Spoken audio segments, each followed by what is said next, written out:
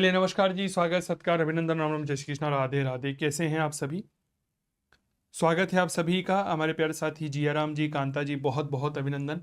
चलिए जुड़ जाइए एक बार फटाफट से, ताकि आप और हम मिलकर के एक शानदार कक्षा की शुरुआत कर सकें। ठीक है, आवाज़ वगैरह सब कुछ क्लियर है? बहुत बढ़िया। देखिए, आप इस समय मेरे प्यारे साथियों याद रखिएगा, काव्य क्लासेस कोटा के रंगमंच पर लाइव है, जहां पर आप assistant professor, net set, PGT, first grade आदि भर्ती परीक्षाओं के लिए यहां पर तैयारी कर रहे हैं।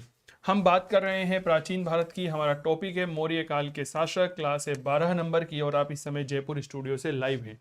ठीक है, चलिए मित्रों, काव्य क्लासेस कोटा का मोबाइल एप्लीकेशन आप डाउनलोड कर सकते हैं गूगल प्ले स्टोर पर जा करके, जहां पर आपको ऐप लीजिए कौन सा, काव्य क्लासेस कोटा। यह ऐप डाउनलोड करिए गूगल प्ले स्टोर पर, जहां पर हमारे ऑनलाइन कोर्सेज अवेलेबल हैं। क्या ये बात क्लियर होगी? डॉक्टर मनोज जैन सर के निर्देशन में हिंदी के ऑनलाइन कोर्सेज अवेलेबल हैं। इसके अलावा मेरे यानी कि चंदू जैन के हिस्ट्री के कोर्सेज अवेलेबल हैं काव्य क्लासेस कोटा के मोबाइल एप्लीकेशन पर। चलिए जुड़ जाइए। शुभम सर जुड़े हैं, सर नमस्कार, स्वागत, अभिनंदन, बहुत बहुत अभिनंदन। पहला प्रश्न ये रहा। क्या है पहला प्रश्न कि अशोक के अभिलेखों को सफलतापूर्वक सबसे पहले किसने पढ़ा? विलियम जोन्स ने, व्हीलर ने, आर.डी. बनर्जी, जेम्स प्रिंसेप, और अनुत्तरित प्रश्न है। एक बहुत जबरदस्त सवाल है। सवाल क्या है? राधे राधे सुनीता जी, बहुत बहुत स्वागत है। अशोक के शिलालेखों को सबसे पहले किसने पढ़ा था? बहुत बढ़िया प्रश्न है। देखिए, सबसे पहले पढ़ने की बात आती है तो 1837 ईस्वी में। कब मेरे दोस्त? याद रखिएगा, 1837 ईस्वी में इन्हें पढ़ा गया था जेम्स प्रिंसेप के द्वारा। किसके द्वारा पढ़ा गया था? जेम्स प्रिंसेप के द्वारा इन्हें पढ़ा गया था। ठीक है, ये बात थोड़ा सा याद रखिएगा। चलिए अगला प्रश्न ये रहा। किसने कहा था कि राजा को मंत्रियों से परामर्श लेना चाहिए, अकेला पहिया जो है वह नहीं चल सकता? यानी कि राज्य की तुलना एक गाड़ी के साथ की गई, और वह कहता है कि राजा जो है वह उस गाड़ी का ड्राइवर है। ठीक है, और उसे अपने मंत्रियों के साथ सलाह लेनी चाहिए, क्योंकि अकेला पहिया जो है वह अपनी मंजिल को प्राप्त नहीं कर सकता है। यह बात किसने कही है? बहुत बहुत स्वागत है। कौटिल्य ने, कामंदक ने नीति शास्त्र में कही, मेगाथीती ने, नारद ने कही, और अनुत्तरित प्रश्न है किसने कहा कि राजा को मंत्रियों से परामर्श लेना चाहिए, अकेला पहिया जो है वह नहीं चल सकता है? बहुत बहुत स्वागत आप सभी का। फटाफट से जवाब दीजिए। सर याद रखिएगा, यह बात कही है कौटिल्य ने। किसने कही है? कौटिल्य। कौटिल्य, जिन्हें हम चाणक्य भी कहते हैं, इन्होंने यह बात कही है, और इनके द्वारा जो किताब लिखी गई है उसका नाम होता है अर्थशास्त्र। कौन सी किताब लिखी गई है? तो आप याद रखिएगा, अर्थशास्त्र। चलिए अगला प्रश्न। मेगस्थनीज द्वारा उल्लेखित अग्रोनोमई, एक शब्द आया है अग्रोनोमई, यह है सैनिक, पुरोहित, नगरों के अधिकारी, ग्रामीण अधिकारी, और अनुत्तरित प्रश्न है। बताइए अग्रोनोमई क्या है? यह प्रश्न हमसे कई बार पूछ लिया जाता है, अग्रोनोमई क्या है? बहुत बढ़िया सवाल है, जवाब दीजिएगा। अग्रोनोमई क्या है? देखिए, अग्रोनोमई जो है ना, यह एक प्रकार का जिले का अधिकारी हुआ करता था। क्या ये बात क्लियर हो गई? ठीक है, यहां पर विकल्प में कहीं पर भी एग्रोनोमई के रूप में जिले का अधिकारी नहीं दे रखा है। क्या नहीं दे रखा है? जिले का अधिकारी यहां पर हमें नहीं दे रखा है।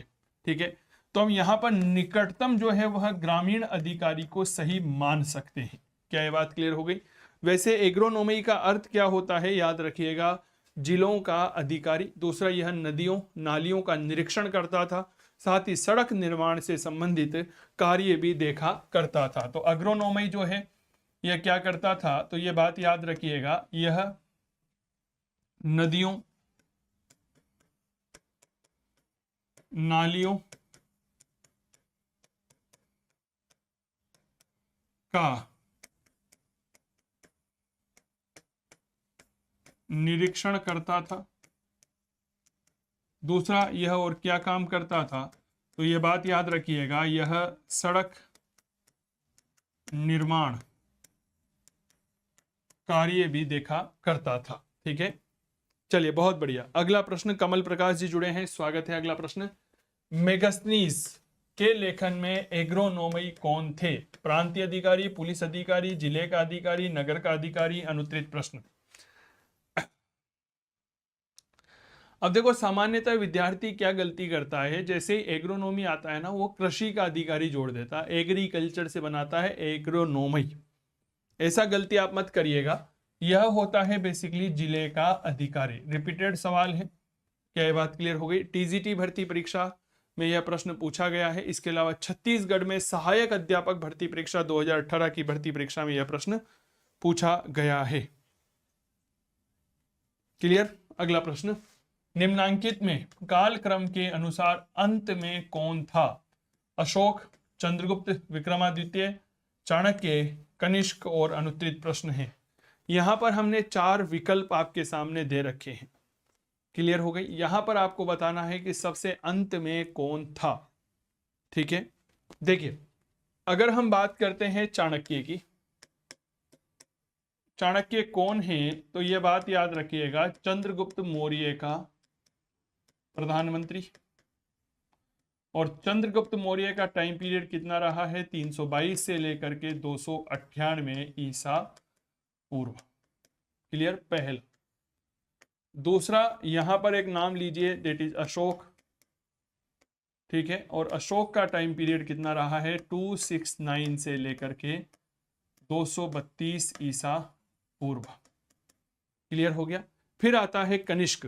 कनिष्क कुषाण शासक था और इसका टाइम पीरियड रहा है 78 से लेकर के 105 ईस्वी। फिर आता है हमारा चंद्रगुप्त विक्रमादित्य। तो 3 नंबर पे आप यहां पे लीजिएगा कनिष्क, यह कुषाण शासक है और इसका टाइम पीरियड रहा है 78 से लेकर के 105 ईस्वी।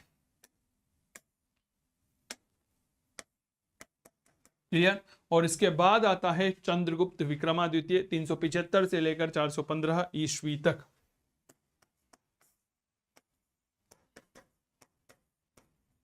चंद्रगुप्त जो गुप्त शासक था, जिसने शकों का उन्मूलन किया था, 375 से गद्दी पर बैठा और 415 ईस्वी तक यह गद्दी पर रहा। तो अगर कालक्रम देखते हैं तो चाणक्य नंबर 1 पर आ जाएगा, सम्राट अशोक नंबर 2 पर आ जाएगा, कनिष्क नंबर 3 पर और विक्रमादित्य नंबर 4 पर। तो यहां पर सबसे अंत में होगा विक्रमादित्य। क्या ये बात क्लियर हो गई? कांता जी स्वागत है आपका, विष्णु भाई अभिनंदन आपका। चलिए साहब अगला प्रश्न देखिएगा, इस बात को थोड़ा सा याद रखिए। मौर्य का प्रशासन में खान विभाग का अध्यक्ष या खान का अध्यक्ष क्या कहलाता था? ठीक है, खान अध्यक्ष, खान विभाग, माइंस डिपार्टमेंट, आखरा अध्यक्ष, लक्षणाध्यक्ष, लोहा अध्यक्ष, सुनया अध्यक्ष और अनुत्तरित प्रश्न है। बताएं। बहुत बहुत स्वागत है मनीषा जी, अभिनंदन आपका।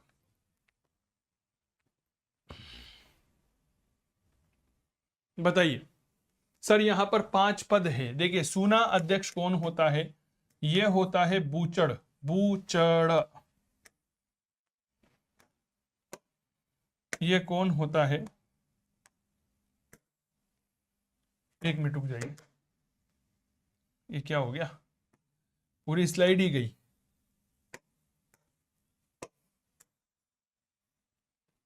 एक सेकंड रुक जाइए, तो पूरी स्लाइड ही गायब हो गई। कोई बात नहीं, मैं वैसे ही लिख देता हूं। खान विभाग का जो अध्यक्ष होता है वह क्या कहलाता है? खान विभाग का अध्यक्ष कहलाता है डेट इज आकरा अध्यक्ष। ठीक है, यह आखरा अध्यक्ष किससे जुड़ा हुआ था? यह जुड़ा हुआ था खान विभाग से। क्लियर हो गई? चलिए, यहां पर हमने एक बूचड़ खाने के अध्यक्ष की बात की थी, बूचड़ खाना। ठीक है ना, बूचड़ खाना, इसका जो अध्यक्ष होता था वो कहलाता था सूना अध्यक्ष। क्या ये बात क्लियर हो गई? बताइए। बूचड़ खाने का अध्यक्ष सूना अध्यक्ष के रूप में जाना जाता था। अगला प्रश्न देखिएगा, अपने शासनकाल के किस वर्ष में अशोक बुद्ध की जन्म स्थली लुम्बिनी गया था? 32 वर्ष, 26वें वर्ष, 20वें वर्ष, 13वें वर्ष और अनुत्तरित प्रश्न। बुद्ध का जहां जन्म हुआ था वहां गया था। बताइए। बहुत बहुत स्वागत है आप सभी प्यारे साथियों का। अशोक अपने शासनकाल के कौन से वर्ष में बुद्ध की जन्म स्थली लुम्बिनी गया? याद करिए, यही लुम्बिनी मेरे प्यारे साथियों क्या कहलाती है? यह कहलाती है रुमिन देई। और यहां से हमें अशोक का रुमिन देई शिलालेख प्राप्त हुआ है। क्लियर? बताइए। कांता, विष्णु, कमल, मनीषा, शुभम सर बहुत बहुत, जियाराम जी, सुनीता जी बहुत अभिनंदन आपका। सर याद रखिएगा 20वें वर्ष में इसने यहाँ की यात्रा की थी। कब की थी? 20वें वर्ष में। अगला प्रश्न देखिए। ऑनलाइन कोर्स आप ले सकते हैं काव्य क्लासेस कोटा का मोबाइल एप्लीकेशन डाउनलोड कर यहाँ पर इतिहास विषय का कोर्स अवेलेबल है आप सभी प्यारे साथियों के लिए केवल और केवल 3,999 रुपए में। चलिए रतनलाल जी गुड इवनिंग। अगला प्रश्न, निम्नलिखित में से कौन सी लिपियां जो है वह अशोक के अभिलेखों में प्रयुक्त की गई है? ब्राह्मी, खरोष्टी, अरामाइक और ग्रीक। खरोष्टी, ग्रीक, शारदा और ब्राह्मी। देवनागरी, अरामाइक, ब्राह्मी, खरोष्टी। ब्राह्मी, खरोष्टी, ग्रीक और देवनागरी। और अनुत्तरित प्रश्न है, बताएं ऐसी कौन सी लिपियां हैं जो सम्राट अशोक के शिलालेखों में प्रयोग में ली गई है? बहुत बढ़िया प्रश्न है। सेकंड ग्रेड एसएसटी में प्रश्न पूछा था ये हमारे यहाँ 2016-17 में, और इसके अलावा पीजीटी भर्ती परीक्षा 2004 में प्रश्न पूछा गया। सर याद रखिएगा अशोक के अभिलेखों में ब्राह्मी, खरोष्टी, अरामाइक और ग्रीक लिपि का प्रयोग किया गया था। जिनमें सबसे ज्यादा जिसका उपयोग किया गया है वह ब्राह्मी लिपि होती है। शाहबाजगढ़ी और मानसेरा के जो अभिलेख है वह खरोष्टी लिपि में है। लगमान अभिलेख अरामाइक लिपि में है। कंधार और सरेकुना के अभिलेख ग्रीक या अरामाइक लिपि में लिखे गए हैं। क्लियर हो गई? ये बातें थोड़ा सा याद रखिएगा। देखो एक बात याद रखें, देवनागरी जो है ना यह कभी भी अशोक के अभिलेखों में प्रयोग में नहीं ली गई है। शारदा लिपि का भी प्रयोग सम्राट अशोक ने नहीं किया है। सम्राट अशोक ने सामान्य रूप में अपने अभिलेखों में, बहुत अच्छे से याद रखिएगा, सबसे ज्यादा उपयोग किया है ब्राह्मी लिपि का। उसके बाद सम्राट अशोक खरोष्टी लिपि का प्रयोग करता है, फिर वह उपयोग करता है अरामाइक लिपि का, है ना, फिर उसके बाद वह उपयोग करता है ग्रीक या यूनानी लिपि का। क्लियर हो गई? देवनागरी बेसिकली वर्तमान समय में उपयोग में ली जाने वाली लिपि होती है। क्या ये बात क्लियर हो गई? तो जहां भी अगर कभी आप पेपर दे रहे हो और मेरे प्यारे विद्यार्थियों आपको लगे कि देवनागरी ऑप्शन में है तो उसको गलत कर दीजिएगा। क्लियर? अगला, चंद्रगुप्त के दरबार में सेल्यूकस ने एक दूत भेजा जिसका नाम क्या था? Herodotus, Hiuen Tsang, Megasthenes, Heliodorus. और अनुत्तरित प्रश्न है, सेल्यूकस निकेटर ने चंद्रगुप्त मौर्य के दरबार में एक दूत भेजा था, उसका नाम बता दो। मूल मंत्र दे रहा हूं सर, अगर आपका सपना फर्स्ट ईयर इतिहास से लेक्चरर बनने का है, असिस्टेंट प्रोफेसर बनने का है, नेट सेट पास करने का है, तो यह क्लास आपके लिए है। इस बात को याद रखिएगा। कोई फालतू की बात नहीं होती है क्लास में, कोई केवल और केवल टॉपिक की बात करवाई जाती है, क्योंकि हमने इतिहास के अलावा दूसरी कोई चीज सीखी नहीं है। क्या यह बात क्लियर हो गई? सर याद रखना यह मेगस्थनीज था, ठीक है। और मेगस्थनीज की जो किताब होती है, इस किताब का नाम क्या है? तो आप याद रखिएगा, डेट इज इंडिका। क्लियर? चलिए बहुत बढ़िया। अगला प्रश्न, मेगस्थनीज कौन था? एक मंत्री, सेनापति, स्वतंत्रता सेनानी, राजदूत। और अनुत्तरित प्रश्न, बहुत सही जवाब दे रहे हो विष्णु, कमल, बहुत बढ़िया बहुत बढ़िया।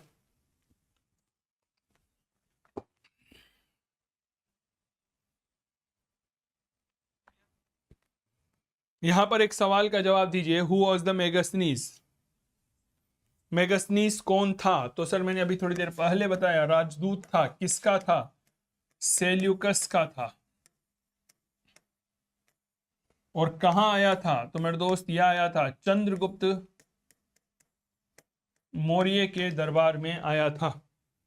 जी नमस्कार सुनीता जी, स्वागत है आपका। अगला प्रश्न देखिए, 1750 ईस्वी में सर्वप्रथम अशोक का स्तंभ किसने पता लगाया? जेम्स प्रिंसेप, अलेक्जेंडर कनिंगम, टिफेन टेलर, विलियम जोन्स। और मेरे दोस्त अनुत्तरित प्रश्न है।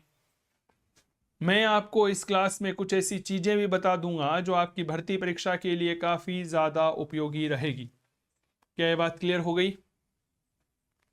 बहुत बढ़िया बहुत बढ़िया। सुनीता, विष्णु, कमल और अन्य प्यारे साथियों जवाब दीजिए। 1750 में सबसे पहले अशोक के स्तंभ अभिलेखों का पता किसने लगाया था? याद रखना टिफेन टेलर ने सबसे पहले पता लगाया, जेम्स प्रिंसेप जो है इस भाई ने सबसे पहले पढ़ा था, सर्वप्रथम पढ़ा, और कब पढ़ा? 1837 ईस्वी में पढ़ा था। क्या ये बात क्लियर हो गई? वेरी गुड कांता, बहुत बढ़िया। अगला प्रश्न देखिए, अर्थशास्त्र जो है वह कितने अभिकरणों में बटा हुआ है? अभिकरण का तात्पर्य होता है जी, आप कह सकते हैं अध्याय। 9, 13, 15, 17 और अनुत्तरित प्रश्न है, बताइए।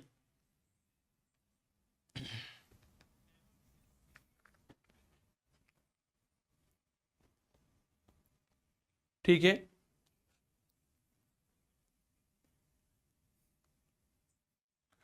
देखो अध्याय नहीं होंगे यहां पर, अगर मैं इनको कहूं तो यह एक तरह के भाग हो सकते हैं। ठीक है, बताइए। देखो कहा जाता है जो अर्थशास्त्र है, बिल्कुल सिंपल सी भाषा में समझने की कोशिश करिएगा। अर्थशास्त्र में मेरे दोस्त सबसे पहली बात, 15 तो क्या है? अभिकरण है। क्लियर बात? 150 क्या है? इसमें अध्याय है। बताइए, 15 तो अभिकरण हो गए, 150 अध्याय हो गए, किसमें हो गए? और इसमें हो गए अर्थशास्त्र में। 180 प्रकरण हो गए, और मेरे दोस्त याद रखिएगा 6000 हो गए श्लोक। 6000 क्या हो गए? श्लोक हो गए। तो अभिकरण पूछा है तो याद रखिएगा इसमें सही जवाब होगा 15। हमारे जियाराम जी कह रहे हैं सभी टमक टमक क्या देख रहे हो, सर के प्रश्नों का उत्तर दिया करो। बिल्कुल मेरे दोस्त, यहाँ पर उत्तर देना आप लोगों के जो हैं वह जिम्मेदारी है, क्योंकि मैं बहुत शानदार प्रश्न आप सभी प्यारे साथियों के लिए लेकर के आया हूँ। क्या ये बात क्लियर हो गई? हाँ या ना का जवाब दीजिए। वेरी गुड कांता, सुनीता जी, विष्णु, कमल, जियाराम, बहुत बढ़िया, मजा आ गया। अगला प्रश्न देखो भाई, अर्थशास्त्र की विषय वस्तु क्या है? धार्मिक ग्रंथ है, धार्मिक और धार्मिक, आर्थिक और धार्मिक ग्रंथ है, सामाजिक ग्रंथ है, राज्य शासन की नीति है, अनुत्तरित प्रश्न है। अर्थशास्त्र किसने लिखा है? याद रखिएगा चाणक्य ने लिखा है। कितने अभिकरण हैं मेरे दोस्त? 15 अभिकरण माने गए हैं। ठीक है, 150 अध्याय है, 180 प्रकरण है, 6000 श्लोक है। विष्णु जी बहुत बढ़िया, कमल भाई बहुत बढ़िया, मजा आ रहा है। क्लास को शेयर कर दो फटाफट अपने दोस्तों के साथ, क्लास को शेयर कर दीजिए। तो याद रखिएगा यह बेसिकली राज्य और शासन की नीति का ग्रंथ है। तो अर्थशास्त्र का मूल विषय क्या है? अर्थशास्त्र का मूल विषय क्या है? तो आप याद रखिएगा हम इसे कह सकते हैं कि यह राजनीति का ग्रंथ है। हम क्या कह सकते हैं इसे? यह प्रशासन का ग्रंथ है। क्लियर हो गई बात? बताइए, क्या यह बात क्लियर हो गई? यह राजनीति का ग्रंथ है, यह प्रशासन का ग्रंथ है। और कहा जाता है कौटिल्य ने यानी कि चाणक्य ने अपनी अर्थशास्त्र नाम की किताब में भारत के इतिहास में पहली बार केंद्रीयकरण के सिद्धांतों का प्रतिपादन किया था। इसीलिए मौर्य काल का जो प्रशासन होता है वह केंद्रीयकृत प्रशासन होता है, सेंट्रलाइज्ड गवर्नमेंट होती है। बाद में इसका प्रतिपादन मैकियावली ने किया। मैकियावली के बारे में चर्चा करेंगे जब पुनर्जागरण पढ़ेंगे। इटली के फ्लोरेंस का रहने वाला एक राजनीतिज्ञ था। क्या यह बात क्लियर हो गई? इसे आधुनिक चाणक्य के रूप में कहा जाता है। बिल्कुल ठीक कर रहे हैं, डॉक्टर दलपत सिंह जी जुड़े हैं, स्वागत है आपका। तो अगला प्रश्न यहां पर देखिए, अर्थशास्त्र पुस्तक है राजनीति शास्त्र की, अर्थशास्त्र, समाजशास्त्र, धर्मशास्त्र और अनुत्तरित प्रश्न। याद रखिएगा यह राजनीति शास्त्र की किताब होती है। चलिए अगला प्रश्न देखिए, कौटिल्य के अर्थशास्त्र के अनुसार दीवानी न्यायालय को कहा जाता था? परिहार, धर्म स्त्रीय, कंटक शोधन, दंडाधिकरण और अनुत्तरित प्रश्न। दो प्रकार के न्यायालय होते हैं, एक होता है दीवानी न्यायालय और एक होता है मेरे दोस्त फौजदारी न्यायालय। क्या ये बात क्लियर हो गई? बताइए, जो दीवानी न्यायालय होते हैं उसमें उत्तराधिकारी, भूमि, वाद विवाद, विवाह, तलाक आदि के मामले देखे जाते हैं, जबकि जो फौजदारी मामले होते हैं इसमें चोरी, हत्या, मिलावट, डकैती, मुनाफाखोरी, जारी मुद्राएं, इन सब चीजों को देखा जाता है। नमस्कार डॉक्टर दलपत जी, स्वागत है आपका मेरे दोस्त, मेरे भाई। चलिए सर, याद रखना यह धर्म स्तरीय मामले होते हैं जिसे हम क्या कहते हैं? दीवानी न्यायालय कहते हैं। ठीक है, और जो कंठक शोधन होते हैं इन्हें हम नाम देते हैं जी फौजदारी न्यायालय का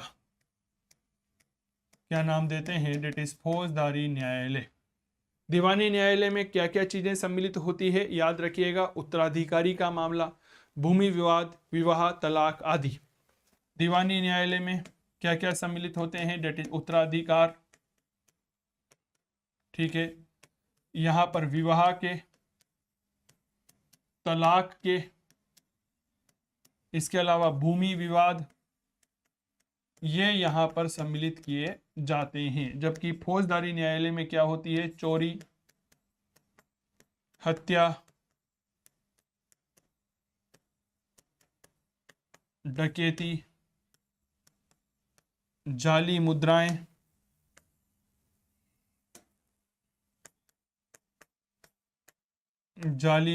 इस तरह की चीजें यहां पर शामिल की जाती है। अच्छा, मैं एक बात पूछना चाहूंगा, आपको ईमानदारी से सच बताना, क्या आपको पहले यह पता था क्या कि दीवानी और फौजदारी न्यायालय में क्या अंतर होता है?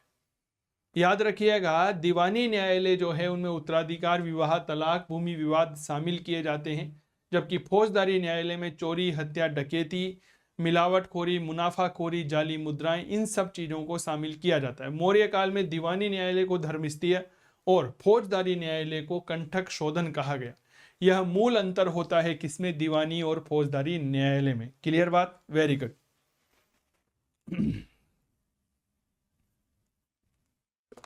बहुत बढ़िया, वेरी गुड। दलपत, विष्णु जी, कमल जी, सुनीता, डॉक्टर साहब। अगला प्रश्न देखिए, कौटिल्य के अनुसार कंठक शोधन है दीवानी, फौजदारी, राजस्व, उपरोक्त सभी और अनुत्तरित प्रश्न।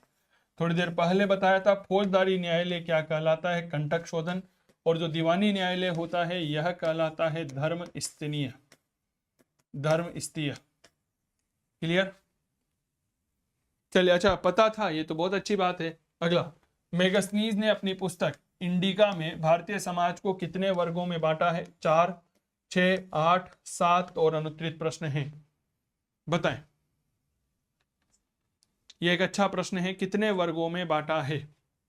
किसने? मेगस्थनीज ने।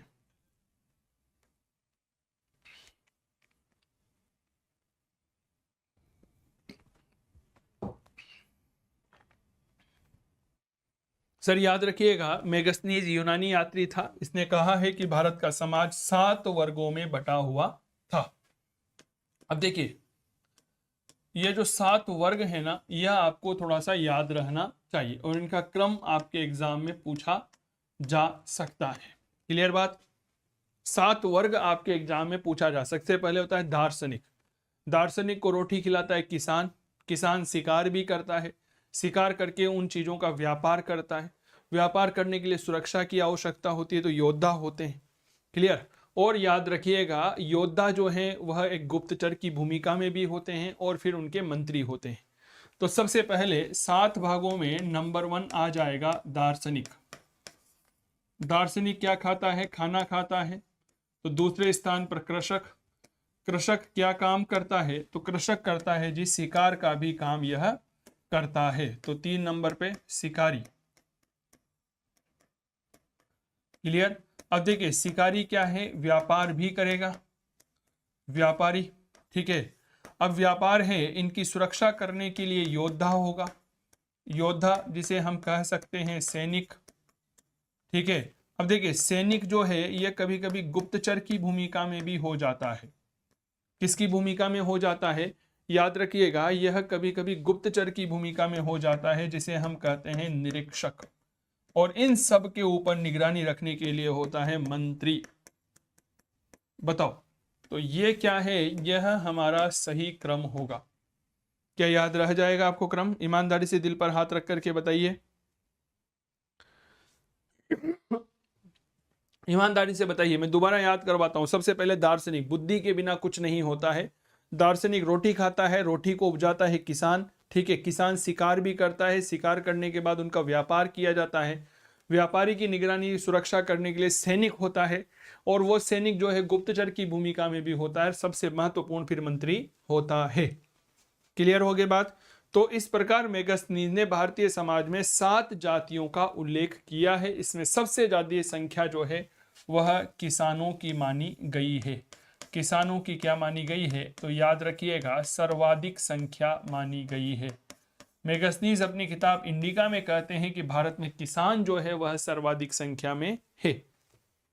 ऑनलाइन कोर्स कावे क्लासेस कोटा के मोबाइल एप्लीकेशन पर हैं, आप इसे डाउनलोड करके कोर्स ले सकते हैं। इनकी फीस बढ़े उसके पहले कोर्स ले लीजिए। फर्स्ट ग्रेड पीजीटी का कोर्स आप सबके लिए है, यहाँ पर इसे ज्वाइन करिएगा। मेगस्थनीज ने भारतीय समाज को 7 वर्गों में बांटा है, जिसमें द्वितीय वर्ग है व्यापारी, योद्धा, कृषक, दार्शनिक या शिक्षक का अनुत्तरित प्रश्न। देखिए दूसरा वर्ग किसान का है, पहला दार्शनिक, दूसरा किसान है, तीसरा यहां पर याद रखिएगा क्या आ जाता है? शिकारी आ जाता है। क्लियर? चौथा हो जाता है व्यापारी, पांचवा हो जाता है योद्धा, छठा हो जाता है निरीक्षक जिसे हमने नाम दिया है गुप्तचर, और मेरे दोस्त सातवां हो जाता है मंत्री। बताओ याद रहेंगे आप लोगों को? सच सच बताओ यार, याद रहे? अच्छा ट्रिक बताया है याद करने का। सर बीच बीच में एडवर्टाइजमेंट आता है। कमल भाई वो मैं कुछ नहीं कर सकता हूं मेरे दोस्त, मेरे भाई। क्या याद हो जाएगा क्या? मैं दोबारा याद करवा देता हूं, क्योंकि देखो ये याद होना बेहद जरूरी है आप लोगों के लिए, यहां से अक्सर प्रश्न पूछा जाता है। ठीक है, मेगस्थनीज, ठीक है, मेगस्थनीज ने भारतीय समाज को कितने वर्गों में बांटा है? 7 वर्गों में बांटा है। अब ये 7 वर्ग में पहला याद रखिएगा कौन होता है? तो सबसे पहले जो होता है उसे कहते हैं दार्शनिक। ठीक है, दार्शनिक क्या खाता है? रोटी, और इसे उपजाता है किसान, क्योंकि दार्शनिक का दिमाग रोटी के बिना काम करेगा नहीं। यही किसान कभी कभी शिकार भी कर लेता है। शिकार होने के बाद यह अपनी वस्तुओं को व्यापार करने के लिए लेकर के जाता है। ठीक है, व्यापारी की सुरक्षा के लिए होते हैं योद्धा, जिसे हम कह सकते हैं सैनिक, और यह सैनिक कभी कभी गुप्तचर की भूमिका में भी हो लेते हैं, जिसे हम निरीक्षक कहते हैं, और इन सब की निगरानी करता है भाई साहब मंत्री। क्लियर? कभी नहीं भूलना है सर, पढ़ो तो ऐसा पढ़ो कि जीवन में हमेशा स्थायी हो जाए। याद रखिएगा मेरे दोस्त, व्यक्ति की बुद्धि, व्यक्ति का उत्साह, व्यक्ति की उमंग कभी नहीं खरीदी जा सकती है। ठीक है ना, ये बात थोड़ा सा याद रखिएगा। अगला प्रश्न ये रहा, निम्नलिखित में से किसने अशोक को बौद्ध धर्म में दीक्षित किया? निग्रोध, मोगलीपुत्तिस, उपगुप्त, वसुमित्र और अनुत्तरित प्रश्न है। अशोक को बौद्ध धर्म में दीक्षा किसने दी थी? बताएं। अशोक जो पहले ब्राह्मण धर्म का अनुयायी हुआ करता था, उसे बौद्ध धर्म में दीक्षित करने का काम किसने किया था? मेरे बेसिकली आपके कमेंट्स जो हैं अपडेट नहीं हो रहे हैं, कभी कभी कमेंट में समस्या आ जा रही है, तो उसके लिए आप निश्चिंत रहिएगा। सर याद रखिएगा उपगुप्त जो हैं इसने अशोक को बौद्ध धर्म में दीक्षित किया था। मोगलीपुत्तिश कौन है? तो इसके बारे में सुनिएगा। अशोक के समय 251 ईसा पूर्व में पाटलिपुत्र में तृतीय बौद्ध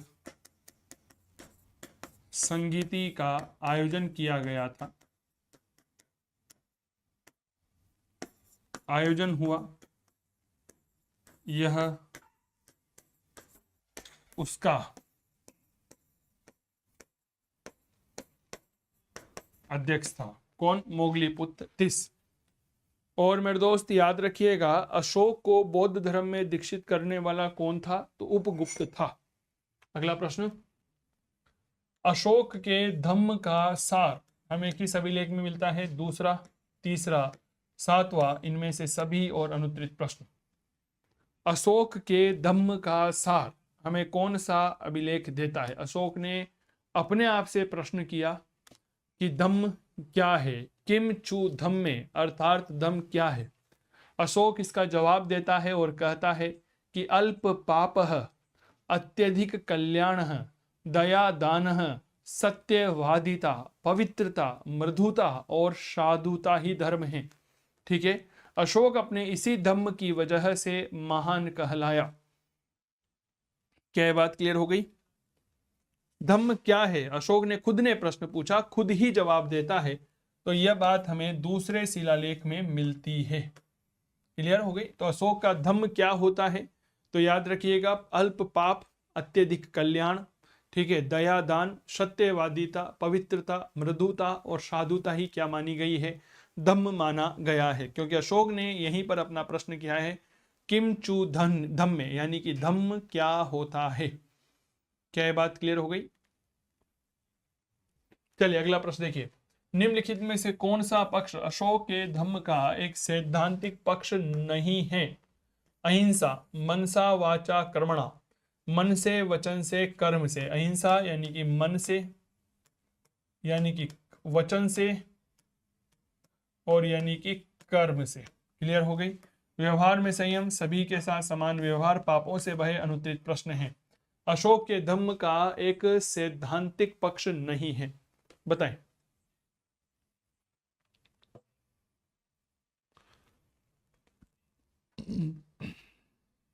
वेरी गुड जियाराम, सुनीता, कमल, बहुत बढ़िया यार, ऐसे जवाब दिया करो, काफी अच्छा लग रहा है। आप इसी तरह जवाब देते रहें, मस्त लगता है काम, बढ़िया हो जाता है, मौज हो जाती है। मैं चाहता हूं कि एक दिन इस क्लास में जो हैं, ज़्यादा बच्चों की तो मैं उम्मीद नहीं करता हूं, लेकिन मैं चाहता हूं कि एक दिन मेरी क्लास में 100 बच्चे लाइव आने चाहिए। कितने आने चाहिए? कम से कम 100 बच्चे मुझे लाइव चाहिए, कम से कम। याद रखिएगा, अशोक के धम्म का एक सैद्धांतिक पक्ष सभी के साथ समान व्यवहार नहीं माना गया है। क्लियर बात? सभी के साथ समान व्यवहार नहीं आया है। एक देखिए, एक बात मैंने कही थी, अल्प पाप, मैंने कहा था ना, यानी कि जब आपको पाप से डर लगेगा तभी तो आप पाप कम करेंगे। क्या मैं ठीक कह रहा हूं क्या?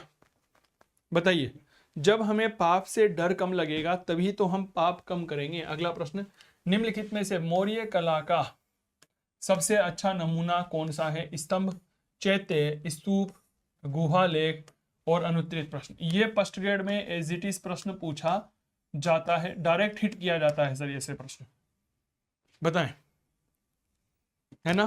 तो फिर सम्राट अशोक यही तो कहता है कि पाप से डर करो, और जिसका डर हम करेंगे, स्वाभाविक बात है मेरे दोस्त, वह हम कम करने लगेंगे। क्लियर हो गई बात?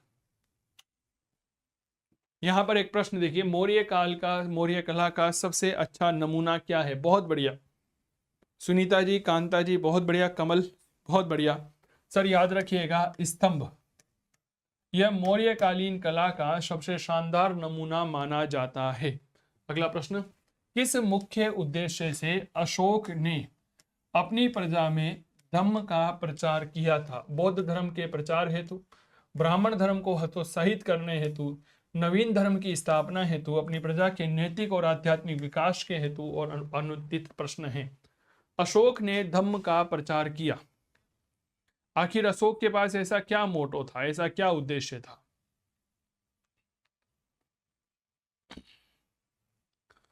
देखिए, जब हम सम्राट अशोक के धम्म के बारे में पढ़ते हैं तो एक चीज वहां पर पढ़ते हैं, अशोक का धम्म। अशोक चाहता था कि वह उसकी प्रजा का नैतिक उत्थान करे। कलिंग युद्ध के बाद क्या हो गया? कलिंग युद्ध में अशोक ने कई लोगों को मारा, ठीक है। उस युद्ध के बाद क्या हुआ? प्रत्येक व्यक्ति के मन में एक विचार आया कि अगर अशोक ऐसा कर रहा है तो उसकी प्रजा भी ऐसा ही करेगी। इन सब से बचने के लिए अशोक ने यह बात कही कि मैं अपनी प्रजा का नैतिक विकास करूंगा, आध्यात्मिक विकास करूंगा, ठीक है। तो धम्म का मूल उद्देश्य था अपनी प्रजा के नैतिक और आध्यात्मिक विकास करना। क्लियर? चलिए अगला प्रश्न देखिए, बौद्ध धर्म के प्रसार के लिए अशोक ने अधिकारियों की नियुक्ति की थी जिन्हें कहा जाता है रजुक, युक्त, अमात्य, दम महामात्र, अनुत्तरित प्रश्न। बौद्ध धर्म के प्रसार के लिए अशोक ने जो अधिकारी बनाए थे उन्हें क्या कहा जाता है?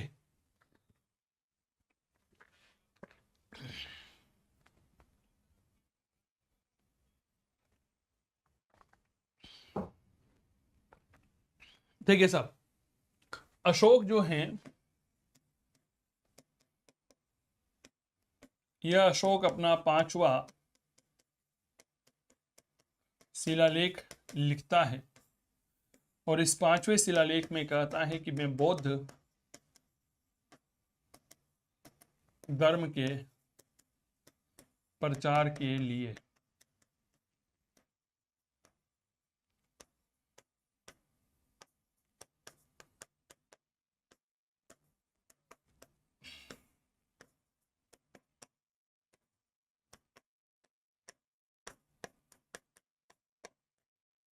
धम्म महामात्रों की नियुक्ति करूंगा। तो बताइए अशोक ने किसकी नियुक्ति की थी? धम्म महामात्रों की नियुक्ति की थी। क्लियर? कमल, सुनीता, कांता, बहुत बढ़िया भाई, मजा आ गया। अगला प्रश्न, अर्थशास्त्र में उल्लेखित सीता अध्यक्ष किस विभाग के अध्यक्ष थे? कर, कृषि, टकसाल, नौसेना और अनुत्तरित प्रश्न। ममता कपूर, स्वागत है मैम आपका, अभिनंदन ममता जी। बताइए सीता अध्यक्ष। अच्छा, आप कहां कहां से इस समय लाइव हैं, एक बार मुझे बताइए क्या? आप कौन कौन से जिले से या राज्य से लाइव हैं, एक बार मुझे बताओ, ताकि मुझे भी तो पता चले कि मेरा विद्यार्थी मुझे यहां से देखता है। क्लियर हो गई? चलिए सर, याद रखिएगा सीता अध्यक्ष जो है यह कृषि विभाग से जुड़ा हुआ होता था। टकसाल का जो अध्यक्ष होता था इसे लक्षणा अध्यक्ष कहा जाता था, और मेरे प्यारे साथियों जो नौसेना का अध्यक्ष होता था उसे नवा अध्यक्ष कहा जाता था।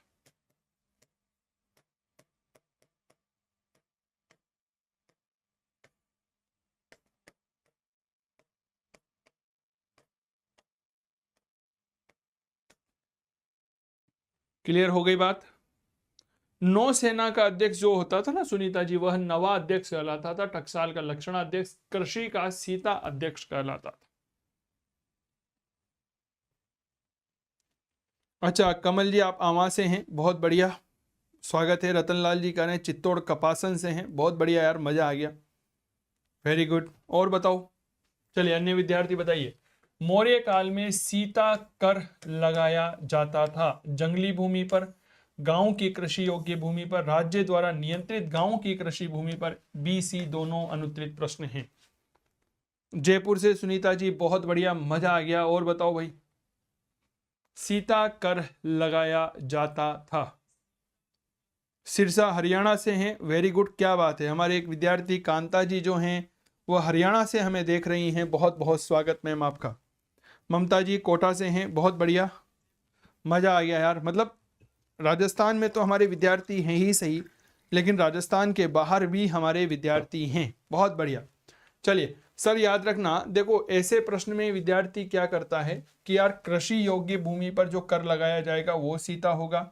यहां पर भी तो सेम ही है, लेकिन आप यहां पर देखिए, ये गांव की कृषि योग्य भूमि है और यह वो भूमि है जो राज्य द्वारा प्रत्यक्ष नियंत्रण में है। याद रखेंगे कभी भी, ठीक है ना, जब भी कर लगाया जाता है तो वह कर कौन लगाता है? राज्य लगाता है। राज्य कर कहां लगाएगा? जो उसके अधिकार क्षेत्र में होगा। क्लियर? राज्य कर कहां लगाएगा? तो यह कर लगाया जाएगा अधिकार क्षेत्र में। क्या मैं ठीक कह रहा हूं? राज्य कर कहां लगाएगा? अधिकार क्षेत्र में कर लगाएगा। तो इसका अधिकार क्षेत्र क्या है? राज्य द्वारा प्रत्यक्ष नियंत्रित गांव की कृषि भूमि जो है उसमें यह कर लगाया जाता था। अच्छा, झालावाड़ से हैं सुमित भाई, बहुत बढ़िया यार, मजा आ गया। घना सारा विद्यार्थी है। देखो मारो तो एक ही टारगेट है, मैं आप लोगों ने बताऊं, मुझे मेरी क्लास में 100 विद्यार्थी लाइव चाहिए। क्या ये बात क्लियर हो गई? अब आप अपने अड़ोसी को जोड़ो, अपने पड़ोसी को जोड़ो, काका बाबा को जोड़ो, और ना ऊपर वाला, नीचे वाला, दूध वाला, किसी को भी जोड़ो, मुझे 100 विद्यार्थी चाहिए। हालांकि अगर मेरी क्लास में कोई एक विद्यार्थी आएगा तब भी मैं पढ़ाऊंगा, ठीक है ना? ठीक है सुनीता जी, बहुत अच्छी बात है। चलिए बहुत बढ़िया, करिए इतिहास की बात चंदू जैन के साथ। तो इस प्रश्न का सही जवाब होगा 3 नंबर। ऑनलाइन कोर्स काव्य क्लासेस कोटा के मोबाइल एप्लीकेशन पर लाइव हैं। इतिहास पीजीटी की ये जो क्लास है यह 4 बजे होती है डेली, आप इसमें ज्वाइन कर सकते हैं। अभी फीस केवल 3,999 रुपये है। फीस बढ़े उसके पहले ये कोर्स ले लीजिए। आधुनिक भारत का फाउंडेशन का कोर्स 499 में है, ये बात थोड़ा सा याद रखिएगा। चलिए अगला प्रश्न देखिए। धर्म शब्द का रूपांतरण धम्म जुड़ा हुआ है संस्कृत भाषा से, पाली से, प्राकृत से, अपभ्रंश से, अनुत्तरित प्रश्न। देखिए धर्म और इसी धर्म का शब्द होता है धम्म। ये कौन सी भाषा का है? अब आपको बताना है ये किस भाषा का। अच्छा, प्रतापगढ़ से भी है भरतलाल जी, बहुत बढ़िया यार, मजा आ गया। बताएं सर, ये बात याद रखिएगा, धम्म एक प्राकृत शब्द होता है, तो सही जवाब क्या होगा? प्राकृत भाषा होगा। क्लियर? अगला प्रश्न, कुछ घटनाएं हैं, इनको कालक्रम के अनुसार सजाइए और नीचे दिए गए कूट का उपयोग करिए। कनिष्क का राज्याभिषेक, कलिंग का युद्ध, चंद्रगुप्त द्वितीय का राज्यकाल और अशोक की मृत्यु। यहां पर होगा 1, 2, 3 और 4। 2, 3, 4, 1, 4, 2, 1, 3, 2, 4, 1, 3 और अनुत्तरित प्रश्न है। जवाब दीजिए।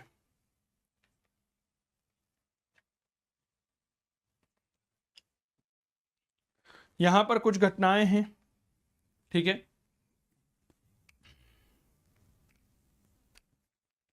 देखिए साहब, हम यहां पर सबसे पहले अगर कनिष्क के राज्याभिषेक की बात करते हैं तो यह हुआ था 78 ईस्वी में। चंद्रगुप्त का राज्यकाल होता है 375 से लेकर के 415 ईस्वी का, ठीक है। कलिंग युद्ध हुआ 261 ईस्वी में और अशोक की मृत्यु हुई 232 ईसा पूर्व में।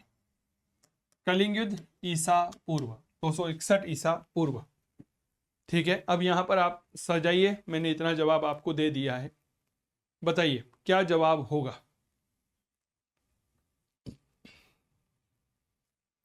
मैंने आपको यहां पर पूरी जानकारी दे दी भाई। अब यहां पर आप मुझे बताओ इनमें से कौन सा सही जवाब रहेगा।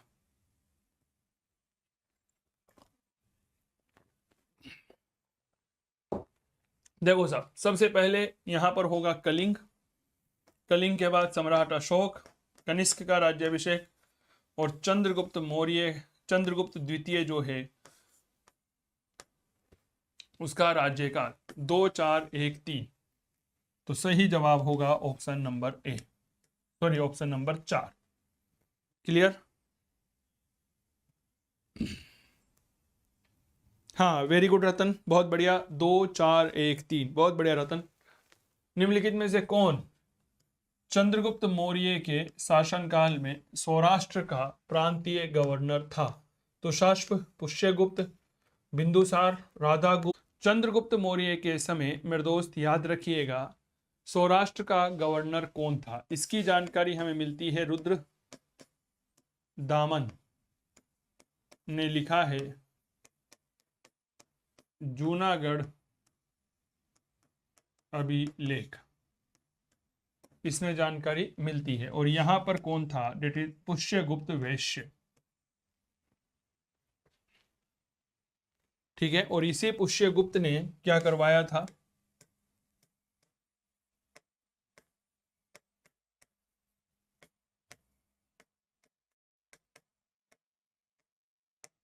सुदर्शन झील का निर्माण करवाया था। चलो अगला प्रश्न देखिए, भारत का निम्नलिखित में से कौन सा वर्तमान प्रांत मौर्य साम्राज्य का अंग नहीं था या थे? केरल, तमिलनाडु, ए और बी, कश्मीर और अनुत्तरित प्रश्न है। बताओ, मौर्य साम्राज्य का अंग नहीं था। यह प्रश्न मैंने कल भी आप लोगों के सामने चर्चा का विषय बनाया था, इस बात को थोड़ा सा याद रखिएगा। जवाब दीजिए। मौर्य साम्राज्य का अंग नहीं था। हाँ, मैंने क्या लिखा है? सुदर्शन झील का निर्माण लिख देते हैं मेरे दोस्त।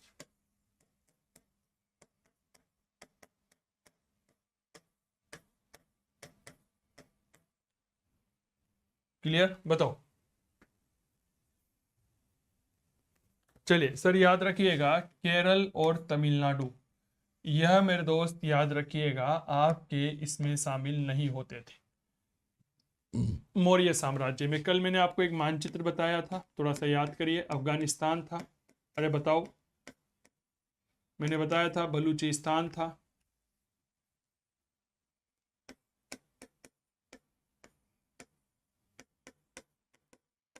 था नहीं था। आप यहाँ पर आ जाइए, गुजरात था। यहाँ पर आप देखिएगा कर्नाटक था। ठीक है, यहाँ पर बंगाल।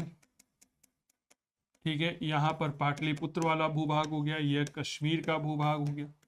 राजस्थान था ही सही, मध्य प्रदेश था ही सही। ठीक है, तो यहाँ तक फैला हुआ था। इसके नीचे आप दक्षिण में केरल देख लीजिए, ये वाला हिस्सा नहीं था। यहाँ पर तमिलनाडु भी नहीं था। क्लियर हो गई ना बात? ठीक है, ये थोड़ा सा याद रखिएगा। अगला, दक्षिणी भारत का कौन सा क्षेत्र अशोक के साम्राज्य का हिस्सा नहीं था? तमिलनाडु, कर्नाटक, महाराष्ट्र, आंध्र प्रदेश और अनुत्तरित प्रश्न है, बताइए।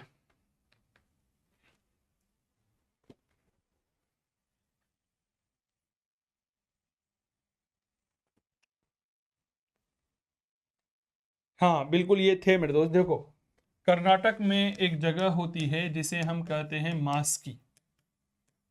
ठीक है, एक होती है, आपको याद होगा, ब्रह्मगिरी। यहाँ पर हमें अशोक के अभिलेख देखने को मिले हैं। महाराष्ट्र में सोपारा, ये एक जगह है, यहाँ पर भी हमें अभिलेख मिला है। एर्रागुड्डी, एर्रागुड्डी, यहाँ पर भी हमें अभिलेख मिला है, लेकिन तमिलनाडु वहां पर शामिल नहीं था। क्लियर? हाँ बिल्कुल ठीक कह रहे हैं, तमिलनाडु उसमें शामिल नहीं था। अब देखो यहाँ पर प्रश्नों का एक बार प्रारूप देखो मेरे दोस्त, है ना। कौन कहता है कि आसमान में सुराख नहीं हो सकता? मुझसे बहुत से विद्यार्थी आकर के बोलते हैं सर हमारा तो सिलेक्शन नहीं हो पाएगा। मैं उनसे एक ही बात बोलता हूं कि आपका सिलेक्शन क्यों नहीं हो पाएगा, क्या मैं ठीक कह रहा हूं? तो फिर वो लॉजिक देते हैं, सर मेरी तो तैयारी नहीं है, ये नहीं है, फलाना नहीं है, ढीमका नहीं। अरे भैया, जब पढ़ोगे ही नहीं तो तैयारी होगी कहाँ से? एम आई राइट? मेरे दोस्त, मेहनत करिए, अभी मेहनत करने का समय है। तो मैं एक बात कहता हूं कि कौन कहता है आसमां में सुराख नहीं हो सकता? एक पत्थर तो तबीयत से उछालो यारो। क्लियर? हाँ बिल्कुल ठीक कह रहे हैं। इसीलिए तो रतनलाल पुरबिया मेरे दोस्त, आंध्र प्रदेश से जो अभिलेख प्राप्त हुए ना, उनमें सातवाहनों के लिए आंध्र सातवाहन शब्द का प्रयोग किया गया है। तभी तो कहा जाता है कि मौर्य काल के पतन के बाद में उत्तर भारत में कुषाणों ने और दक्षिणी भारत में सातवाहनों ने साम्राज्य की बागडोर संभाली थी। और जब ये दोनों ही खत्म होने लगे तब गुप्त काल का उदय हुआ था। क्या ये बात क्लियर हो गई मेरे दोस्त? रतनलाल, एक बार मुझे बताओ।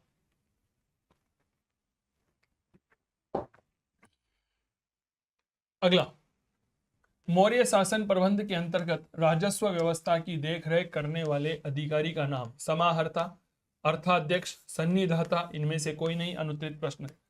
राजस्व व्यवस्था की देखरेख करने वाला कौन कहलाता था?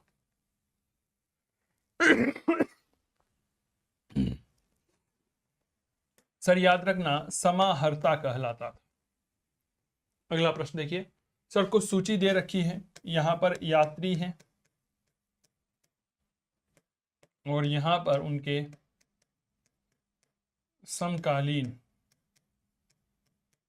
राजा हैं।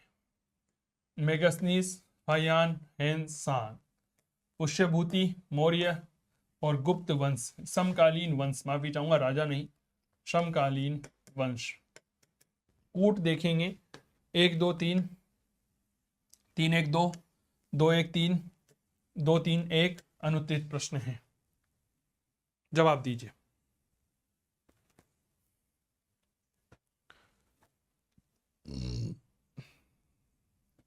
ये एक अच्छा प्रश्न है।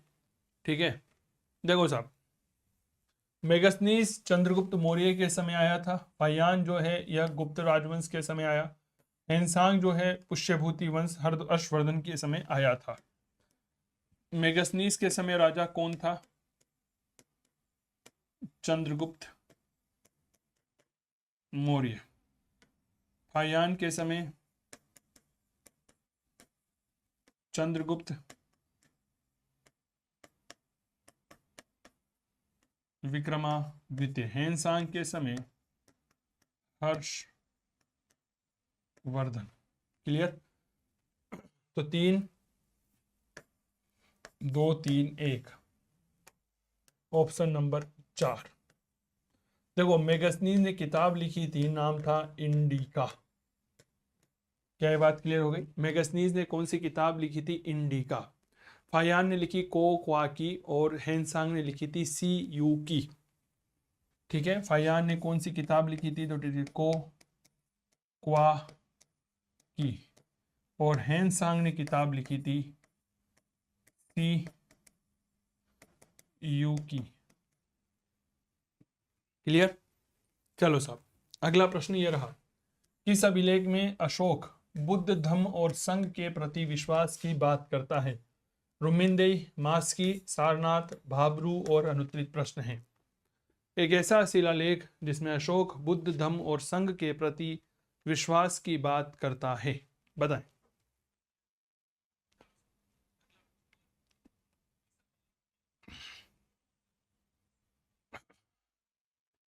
सर याद रखिएगा, यह अशोक का भाबरू शिलालेख है। कैप्टन बर्ट ने 1837 में इसे खोजा था। राजस्थान के बैराट से खोजा गया है, जिसमें अशोक की बुद्ध धर्म के प्रति आस्था के बारे में बताया गया है।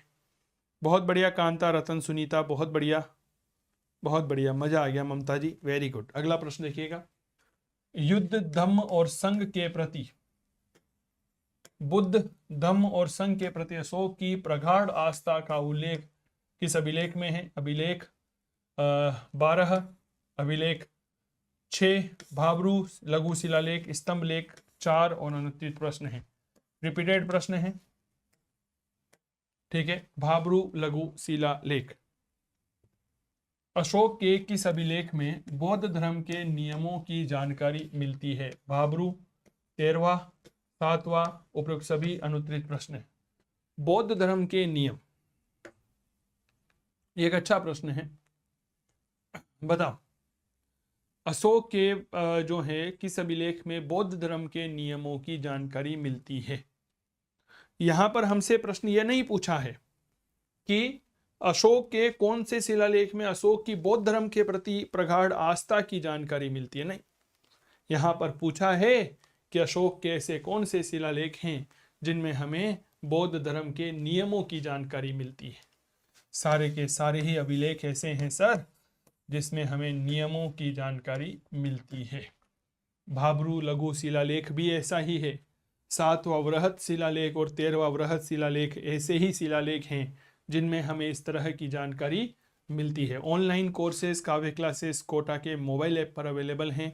आप आज ही गूगल प्ले स्टोर से डाउनलोड करिए।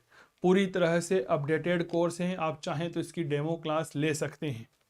अगला प्रश्न ये रहा, अशोक के 14 शिलालेख पाए गए थे। पाटलिपुत्र में, गिरनार में, सारनाथ में, उज्जैन में और अनुत्तरित प्रश्न हैं, बताएं। अशोक के 14 शिलालेख पाए गए हैं। यह प्रश्न आप सबके लिए है, कृपया जवाब दीजिए। बेसिकली अशोक ने 14 बातें लिखी थी, आप इस तरह से देखिएगा, 14 सूचनाएं लिखी है, ठीक है। और यही 14 सूचनाएं क्या कहलाती हैं? 14 शिलालेख कहलाते हैं। क्या ये बात क्लियर हो गई? और यह 14 शिलालेख लिख करके मेरे दोस्त उसने 8 स्थानों पर लगाए थे, 8 स्थानों पर लगाया। अब तक आप लोग ऐसा समझते होंगे कि शायद अशोक ने 14 शिलालेख लिखे थे, और जैसे मान लीजिए कागज है मेरे पास में, ठीक है, तो आप इस तरह से समझिएगा कि मान लो ये पहला शिलालेख हो गया, ऐसा ही कुछ कुछ समझते थे कि आप ये पहला हो गया, ये दूसरा, ये तीसरा, ये चौथा, ये पांचवा, ऐसा नहीं है, ठीक है ना। अशोक ने क्या किया मैं आपको बताता हूं, एक बड़ा सा भाटा लिया और इस भाटे पर 1 2 3 4 5 6 7 8 9 14 इस तरह की 14 सूचनाएं लिखवा दी, या 14 घोषणाएं अशोक ने करवा दी। 14 घोषणा करवा करके इनकी 8 फोटोकॉपी करवाई, और 8 फोटोकॉपी अलग अलग जगह पर रख दी। जैसे शाहबाज गढ़ी में रखी, मानसेहरा, कालसी, गिरनार, धौली, जोगढ़, एरागुड्डी, सोपारा, यहाँ पर यह रख देता है। क्लियर हो गई बात? तो इनमें से एक ऐसी जगह है जहाँ पर 14 एक भाटा मिला है और उस भाटे पर 14 के 14 शिलालेख हैं। तो यह जगह है गिरनार। क्लियर? गिरनार गुजरात का जो लेख है, इसमें अशोक की 14 की 14 सूचनाएं हमें देखने को मिलती है। क्या ये बात क्लियर हो गई क्या? बताएं। अब तक आप लोग यही समझते थे कि सर 14 शिलालेख का मतलब 14 जगह हो गए, नहीं, यह 14 सूचनाएं हैं, या हम ऐसा कह सकते हैं 14 क्या है, घोषणाएं हैं। क्लियर? चलिए अगला प्रश्न, अशोक के 14 शिलालेख पाए गए हैं। ठीक है, यह प्रश्न थोड़ा सा यहां पर गलत मिसप्रिंट हो गया है, मैं इस प्रश्न को यहां पर डिलीट करना चाहूंगा, ये गलत टाइप हो गया है। अशोक के किस अभिलेख में धार्मिक सहिष्णुता के सिद्धांत का प्रतिपादन किया गया है? शिलालेख 11, स्तंभ अभिलेख 7वां, शिलालेख 12वां, शिलालेख 13वां और अनुत्तरित प्रश्न। धार्मिक सहिष्णुता के सिद्धांत का प्रतिपादन किया गया है, बताएं।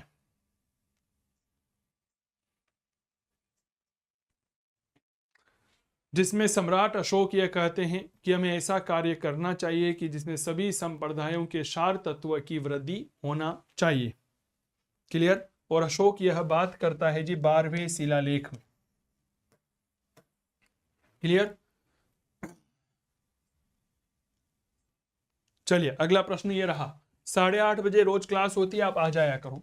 किस अभिलेख में अशोक ने कहा कि सभी संप्रदायों के सार तत्व की वृद्धि होना चाहिए? अभी बताया मैंने, 12वां शिलालेख है। सभी इसका तात्पर्य क्या हो गया?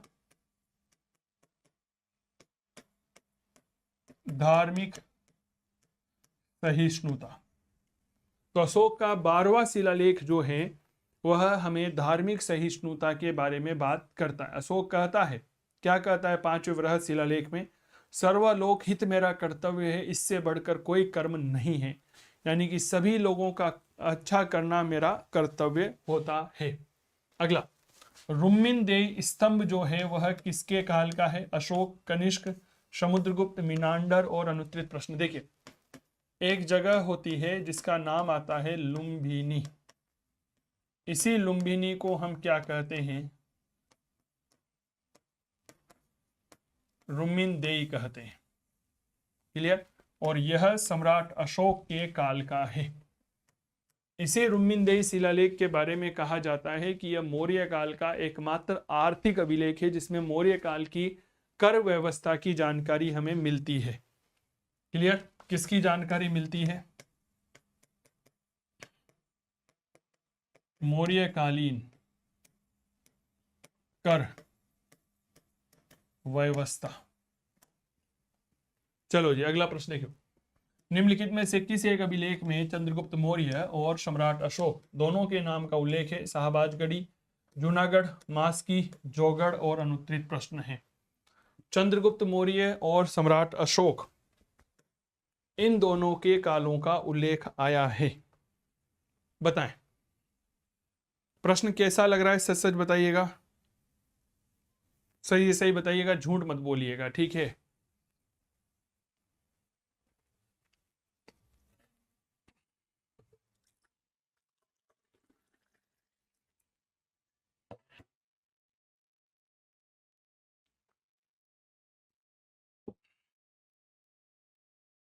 सर याद रखना, दैट इज जूनागढ़ अभिलेख।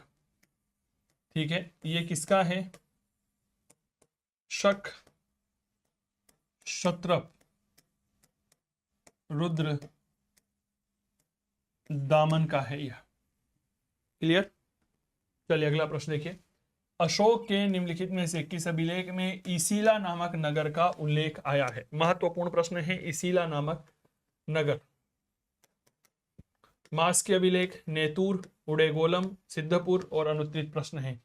इसीला नामक नगर का उल्लेख आया है, बताओ। थोड़ा सा प्रश्न परेशान कर सकता है। रतनलाल जी, कांता, ममता, रतन, बताओ। सुनीता, सर याद रखना, पहली बात इनमें से कोई नहीं है, ठीक है? इसीला नाम के नगर का उल्लेख आया है ब्रह्मगिरी अभिलेख में। ब्रह्मगिरी अभिलेख में। और यह ब्रह्मगिरी अभिलेख कहां पर मिलता है? ये मिलता है हमें कर्नाटक में। क्लियर हो गई? इसमें हमें यह चीजें देखने को मिलती है। क्लियर? अगला प्रश्न, वह प्राचीनतम अभिलेख जिसमें अशोक का नाम मिलता है। मास्की, कालसी, सारनाथ, बैराठ और अनुत्तरित प्रश्न। अशोक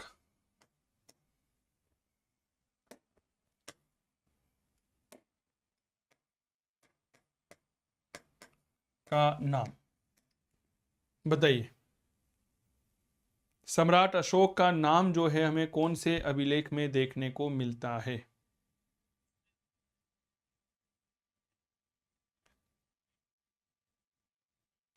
चलिए सर, याद रखना अशोक का जो नाम है, सबसे पहले मास्की,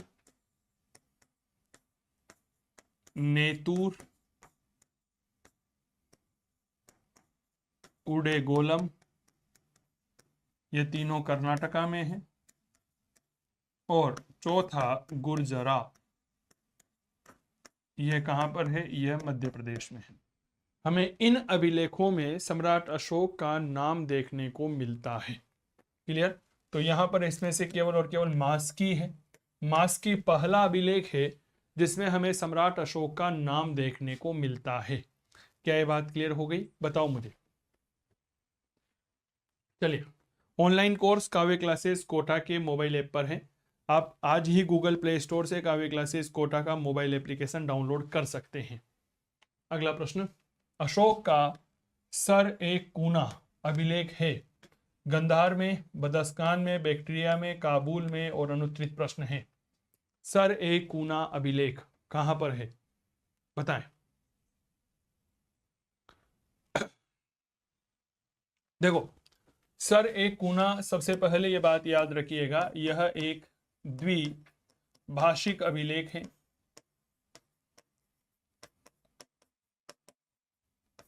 ठीक है, और इसमें दो भाषाएं, पहली ग्रीक या यूनानी है, और अगर दूसरी की बात करते हैं आप यहां पर, तो मेरे दोस्त हमें मिलती है अरामाइक।